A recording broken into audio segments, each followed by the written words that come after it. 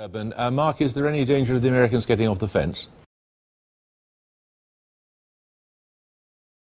Mark, thanks. Well, a little while ago I spoke to the US Assistant Secretary of State for Public Affairs, PJ Crowley. I asked him if, after all these years in power, the Americans had any real idea if President Mubarak was capable of tolerating a functioning democracy. Well, what we're saying is that we want to have Egypt enter into a process that leads to credible and legitimate and free and fair elections. Is Mubarak capable of that? Well, let me say that there is already a mechanism that can help in this. There are presidential elections scheduled for September in Egypt. We want them to be competitive elections. We want them to have the opportunity for opposition groups to field viable candidates. Who gets chosen as part of this process, who competes as part of this process, is really a matter to be decided inside Egypt. So when you say you want a change in government but not a change of government, you're just playing with words, aren't you?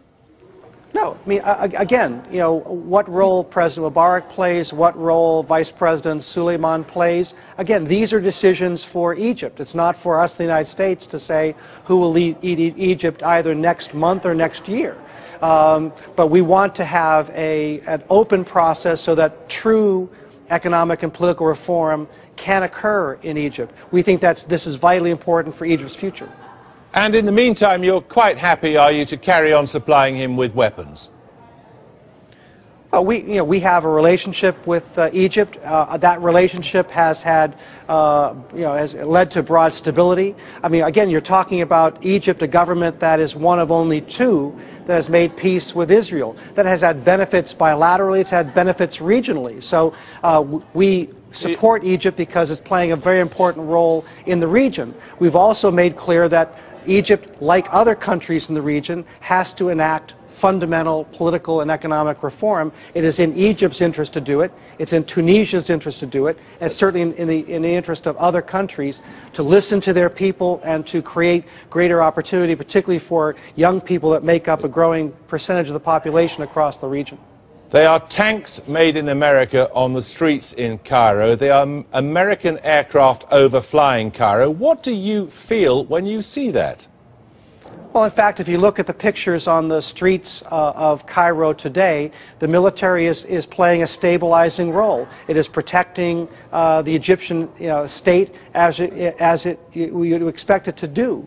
The Egyptian people are reacting quite favorably to the presence of the Egyptian military on the street. We've talked to the leaders of the Egyptian military just as we've talked to the leaders of the Egyptian government. We're encouraging restraint.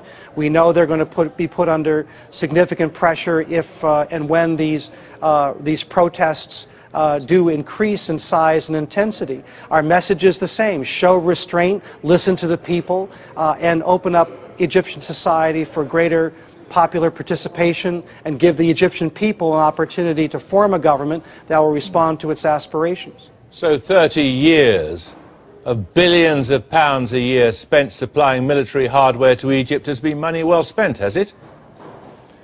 Well, the Egyptian military is the most respected institution in Egyptian society, and I think you look at how the Egyptian people have responded to what the military has done. And the military's message to the people is you can protest as peacefully as you want, and because there are things that do have to be dealt with there. There's looting on the ground, there's concern about convicts who have escaped from Egyptian jails. So, thus far the Egyptian military's response has been very professional. It's had a stabilizing effect, and we hope that will continue. Old codgers like you and me remember people like President Marcos, who hung on to power until actually an American envoy went to him and said, look, it's time to get out. You're sending an envoy to Cairo. Is he going to send a similar message to Mr. Mubarak?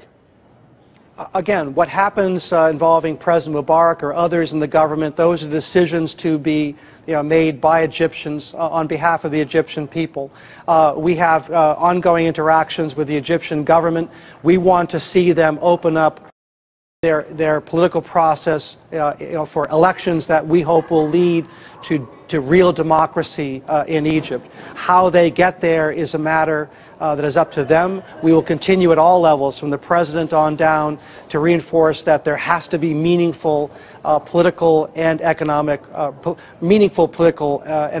reform. There has to be real change within Egypt. But the decisions that are made will be made by Egyptians on behalf of the Egyptian people. Now, the nation is to be deprived of the repeat